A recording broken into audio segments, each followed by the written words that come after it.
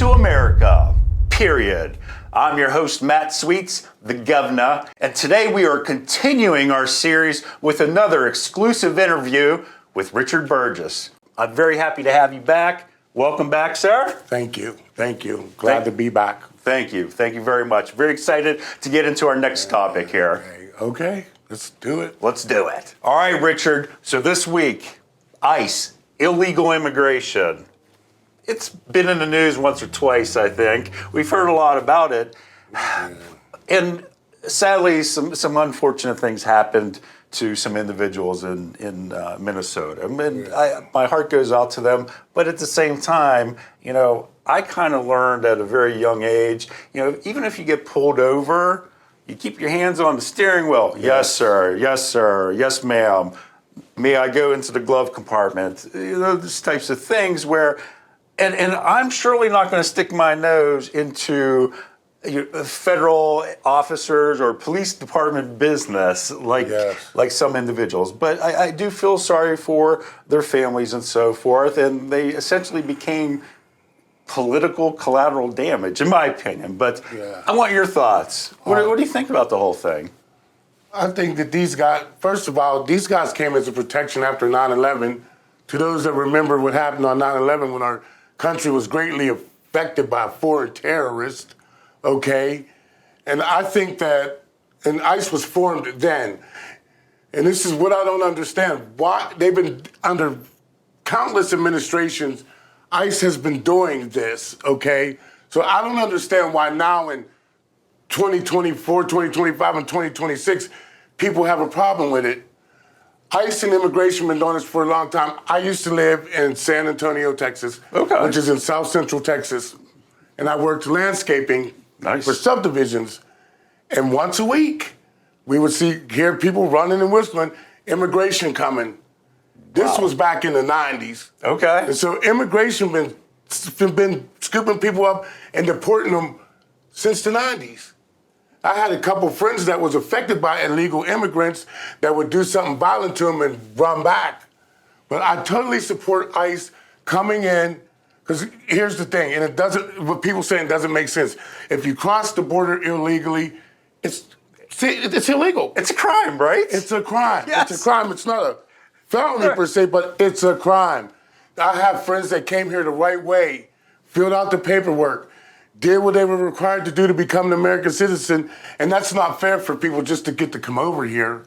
You know, and it's not only that some people do crimes, they take housing away, they take other resources away that Americans out here need. There's veterans on the street that fought for this country that can't get nothing. They have to they can't even get in a homeless shelter. They can't get nothing.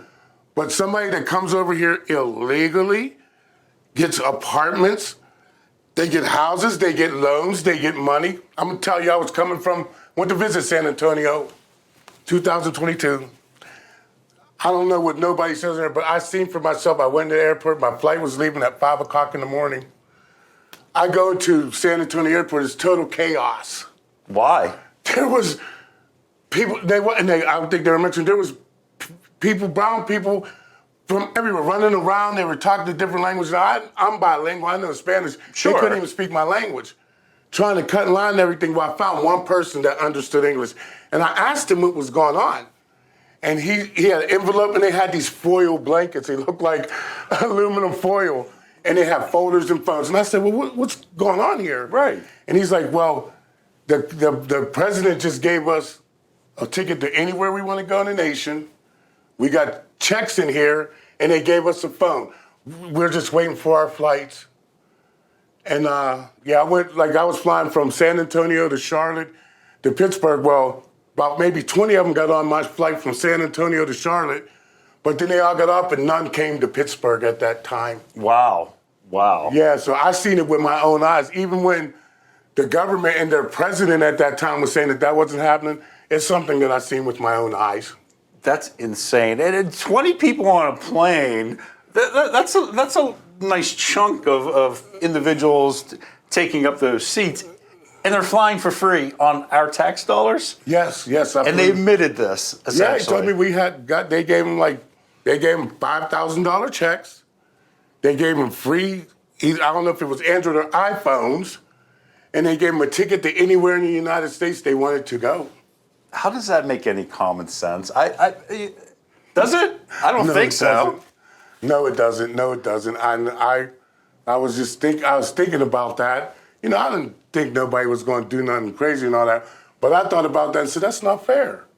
Why couldn't they give me $5,000 to fly? You paid into the system. Yeah, you're an American citizen. You pay your taxes. You've contributed a ridiculous amount to the community as a pastor, as a community mobilizer, advocate. You work for. Yeah, I'm a minister, not a pastor, but I do a lot. I am on the board of directors at Blueprints. We serve low-income families in Washington and Greene County. I'm a minister at Pathway to Christ Baptist Church. A licensed minister. You know, I do my duties there, and I try to do a lot for the community. And don't get me wrong, I am not racist. If I ran into a group of these people, I would help them. Same here, yeah. I would help them, even though I can only understand if they're speaking Spanish, but these other people that were in there, I don't know what they were speaking, I couldn't help them. But then I would try to understand them so I could help them with what they need. You know, then that's how that is. I mean, and I can understand why people here are upset. The only thing I don't understand is why people are getting mad at ICE whenever deportation's been going on for years and years and years in this nation.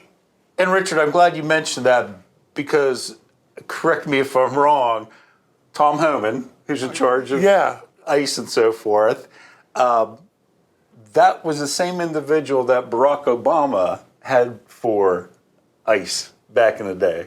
Did you know that? Yes. And I always ask the question to people, sometimes because social media kind of frustrates me anymore. Where was this energy at back when more people were getting killed by ICE and more people were getting deported, and this man got a Medal of Honor, and now people act like he's the devil? And he's doing the same job he did both under Barack Obama as he's doing under President Trump. Yes, and let me say, I'm a retired Pennsylvania State Corrections officer in the forensic unit, so I was on this side of the law. I have an uncle who was a retired federal police officer. He worked for the White House Police. He was a state trooper, and he was a U.S. Marshal when he retired. So I would think I would be doing a disservice to my uncle if I was out here disrespecting federal police officers. And that's the thing, you know, I support, and I'm sure you do as well, peaceful protest, right? Peaceful protest. Yes. But in my opinion, when you're sticking your nose in police matters or federal officer matters, things can get messy. Yes. How do you feel about the unfortunate things that happened in Minnesota? Well, what I think is, you know, I'm a little extreme on that. My thing is I was taught, don't get into police matters, okay? I was taught, you know, mind your own business. Right. Mind your business. If you don't, there's no way that I would, if I seen somebody getting arrested, I would walk over and interfere in any way. Exactly. Just like when I was a corrections officer, see, that's a government job. Even though it's state government, they pay me to do a job. Yep. So I wouldn't want no corrections nurse or no corrections recreational person or an auxiliary person in corrections to come and interfere with me and my officers when we're trying to do a job with an inmate. Exactly. Yeah, because somebody could get hurt. Somebody can get hurt, killed. You can get hurt, killed. The inmate could get hurt or killed. And obviously the person interfering, they could get hurt or killed too. Yeah, and here's my thing and my heart goes out to the families of the people that unfortunately lost their lives in Minnesota. I think that the government needs to be held accountable. The governor and the the mayor, attorney general, and the mayor needs to be held accountable. And the blood of these people are on their hands, not the ICE officers.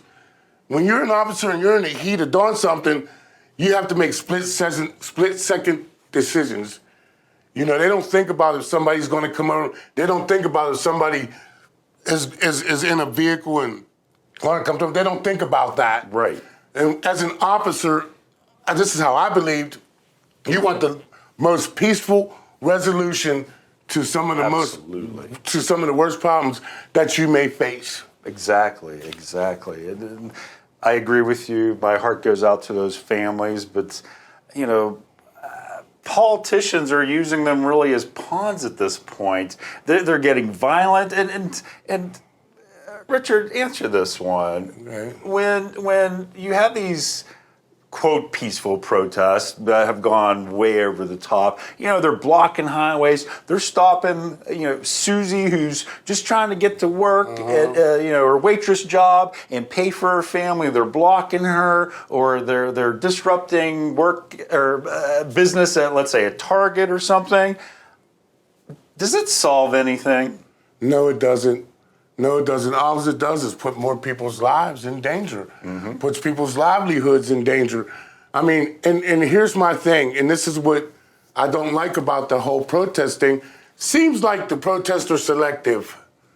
Okay, everybody went crazy because the woman in the truck, she got killed. The other dude that was supposed to be a nurse got killed. Well, what about some of these girls that's being violated? Some of these citizens that's losing their lives behind these people that are not supposed to be here and being victimized and brutalized. There's no protest for them. Exactly. So I'm the one, if you're going to protest and you really are passionate about a cause, keep the same energy. Be consistent, stay true to your values. Yes. Don't be a hypocrite, maybe? Yeah, but personally, I don't get involved in protests because they don't benefit me. And they solve nothing, no, they right? don't. No, they don't. Solve It's just nothing. people standing on the street, because as a Christian man, I focus on God. Yes. Okay, and I look at world events because we have to keep up with what's going on in world events. But at the same time, I just try to be obedient to what my word tells me. And it tells me to respect my leadership no matter who it is. Look, I didn't like the last president at all because he had some issues, but you didn't see me putting people on blast or doing protests or anything like that. Exactly. Yeah, because we're all the same. Nobody's better than the other one. God looks at us all the same, and so some of these people need to really just take a deep breath and relax. Life is too short. Life is too short. Exactly. It is. Life is too short to get short. this crazy. So, Richard, I really appreciate your insight. Is there anything you'd like to add on ICE and illegal immigration? Well, the only thing I'd like to add is for ICE to keep up the good work. Amen. And ICE to keep up the good work, getting some of these criminals out here, because these criminals are brutalizing our people. See, but the mainstream media is not going to show you that. Of course not. No, and so, ICE they got a job to do. They were mandated to do a job. And when you're mandated to do a job as a government employee, you got to get that job done or you won't have a job. Boom, mic drop on that one. All right, Richard, thank you very much, sir. I appreciate all your insight on ICE and illegal immigration. And as always, make sure you continue to like, follow, share, and subscribe to America Period. Thank you.